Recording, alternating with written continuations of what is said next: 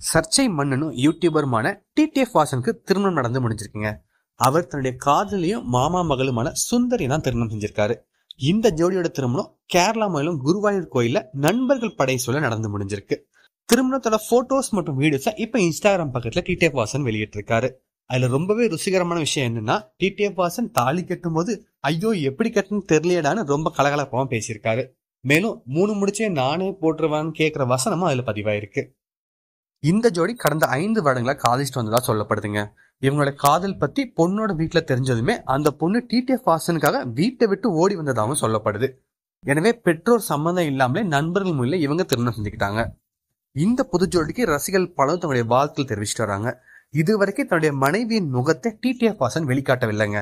எல்லா போட்டோஸ் மற்றும் வீடியோஸ்ல பிளர் செஞ்சது குறிப்பிடத்தக்கது. டிடிஎஃப் வாசன் இதுக்கு முன்னாடி ஜோயா கூட ரொம்பவே நெருக்கமான போட்டோஸ் மற்றும் வீடியோஸை வெளியிட்டு இருந்தாருங்க. அவர் தான் டிடிஎஃப் வாசனோட காதல் நினைச்சிட்டு வந்தனால இப்ப தன்னுடைய மாமா பொண்ணை கல்யாணம் பண்ணியிருக்காரு. அப்ப ஜோயா கூட எப்ப பிரேக்கப் பண்ணீங்கன்னு ரசிகர்கள் கேள்வி எழுப்பிட்டு வராங்க.